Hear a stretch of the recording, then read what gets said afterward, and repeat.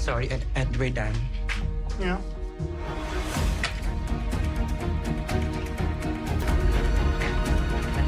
Yung action niya, bakit ganyan? I don't want to see it anymore. See it.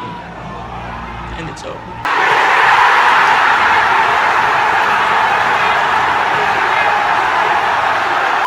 Now that the relationship status has been established, the chastity belt could potentially come off a little bit easier.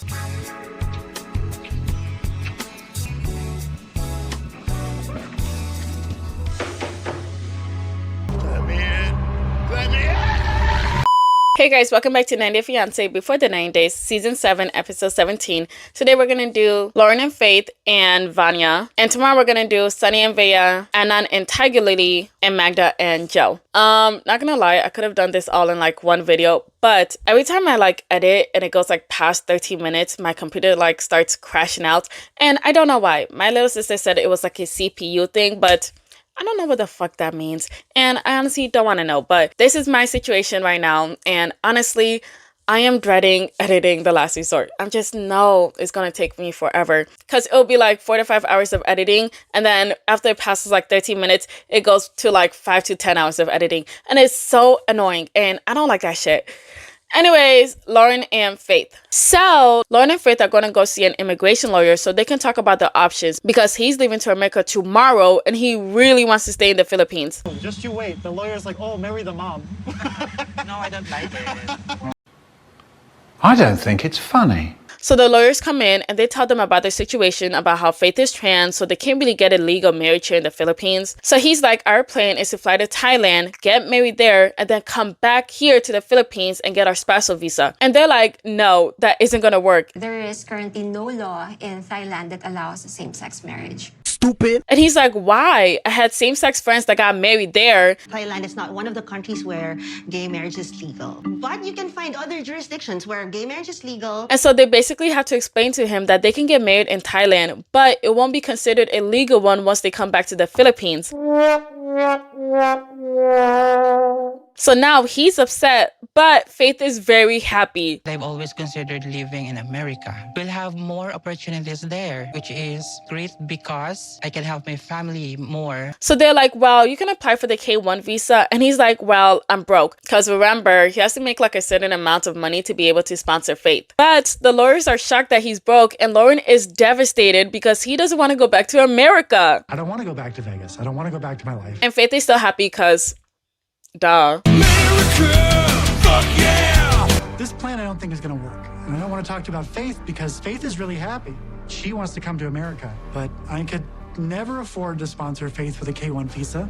It's not going to work. Yes, you can. Go get a real job. No! But you guys, he's basically calling it quits because his bum ass doesn't want to go and get a real job. Loser! You're a loser! Anyways, they're heading out for the night because today is his last night. And he booked a special room with his last dime.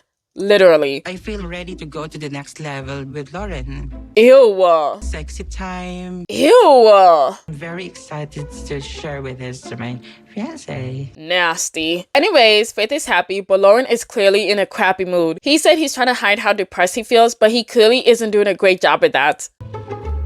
Look at the view. It's super nice. I have to say cheese. Yeah. Cheese.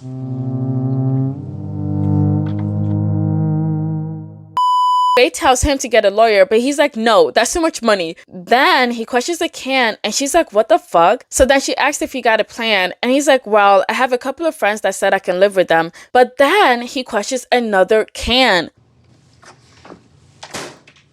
Nope, almost. Like, what the fuck is going on? You actually are insane to do that. It is very odd behavior, and that is very weird. So he's upset and he starts poking his hand with a knife, and Faith is like, okay, that's enough. You're crushing cans and now you're poking your hand with a knife, and I feel very unsafe with your actions. A first boyfriend talking with me like this. Is it normal for you? Yes. Why is everyone so fucking stupid? So then she gets up and she throws the knife away and she just starts to leave. Sorry, and we're done. Yeah. Ang ibang tao na nasa harap ko. And he isn't reacting or even trying to stop her. Honestly, this is great news for me because did I think that she overreacted? Yes, a tiny bit. Because honestly, I feel like it was more of a like an anxiety thing. That's why he was like poking his hand and like crushing those cans. But if she thought that he was gonna hurt her, then she has every right to leave, especially since he didn't tell her straight up that he wasn't gonna do anything bad to her. And with him just sitting there, he clearly doesn't care because his one-way ticket to the Philippines has officially been stopped, so he no longer gives a shit. So then they asked her what happened, and she said that she's scared of him. Not comfortable you put this one, a knife. Fiance, and we don't know who is the real one except us. You know, I'm shaking actually. I'm not expecting for this. Oh, poor girl. I feel so bad for her. But she officially breaks up with him. Oh, we gotta celebrate tonight. Party, party, party, party, party, party. Oh, who do you guys think is worse, Loren or Brian? Because after watching like, I think we're almost done with this season. After watching like the whole thing, I think Brian is worse. Loren is pretty bad, but I think Brian is worse. Gonna knock your shit back. Beat his ass, bro. Beat his ass, bro. Beat his ass, bro. Vanya. So Vanya's getting ready to go on a date with her mans, which will be on top of a rooftop and in a hot tub. 6 years, who knows? This could be the end of the cobweb situation. Let's see. So they meet and she takes off her clothes and she's like, what do you think? What do you think? Stunning. Oh my gosh, why did he say it like that? Stunning. There is no passion! So she gets in and he was a bit worried because he didn't want to be a rebound, but they continue texting and he's very happy with how things are going. So then they're having some fun and she brings up that she has been celibate for 6 years. I said, damn, bitch. And he's like, so you haven't done anything like by yourself, like in bed? By yourself. By yourself. That's by yourself, but nothing with another person. Oh my God. TMI. And she's like, well, that's different. And yeah, it is, right? Because celibacy is if you're not intimate with another person, right? Right. Yeah. Anyways, now he's wondering why someone that hot and that amazing has been single for 6 years. Girls get wild when they're 6 years, like, without a guy. What do you mean wild? Like, sexually wild. Oh. Is that a bad thing? No, I just wonder why. Like, so he's thinking that she's crazy, but she's like, nah, I just haven't had a connection. So then they kiss and everything's going really well to the point that they go back to her apartment. Oh my gosh, do you guys think they're gonna finally do it? I think so. Oh my God, this is awesome. And they did. Nasty. Now they have their own cutscene intro. Oh my gosh, I love it. Wait a damn minute. I did not have sex with him last night. Oh my gosh. Knowing that I have to go back to the US soon, I am worried about getting in too deep with him. Well, okay.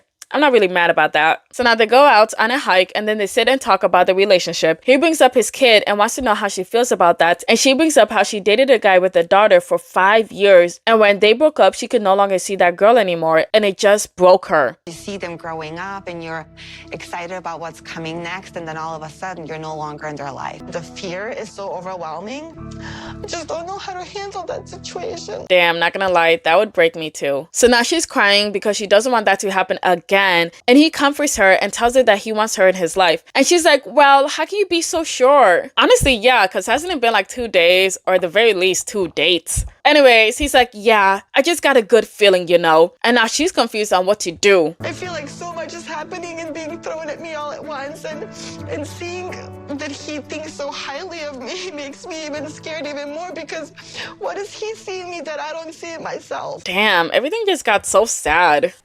Okay, let's move on. So now they're leaving and they make it home, but he isn't letting her know about their next steps since today is her last night there. So then they get some ice cream and he's like, so the next step is for me to figure out how to visit you in Orlando for a couple of days. Like, damn, it's like he read her mind. So now they both touch a giant toe and make a wish, but then she asks if he's her boyfriend now and he's like, yeah. never had a good experience with a long-distance relationship. Oh. But I don't know, I have a very good feeling about us. Pretty sure that she's the one. Oh, okay. Yeah, I got you. I got you on camera.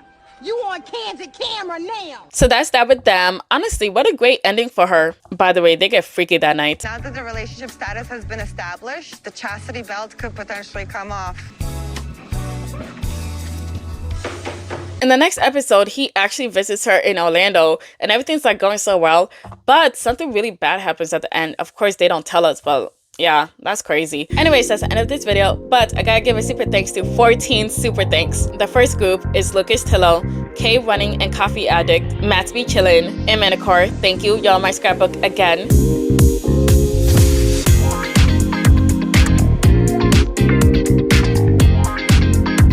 Next is Drew Shepard, Diana Genlo, Madeline and Millie. Thank you, y'all my scrapbook.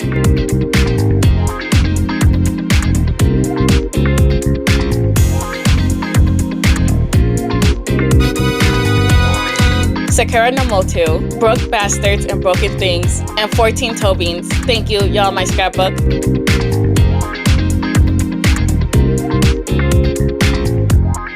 Last but not least, it's Jenna Miriam, Flatbush Farms, and 666. Thank you, y'all my scrapbook.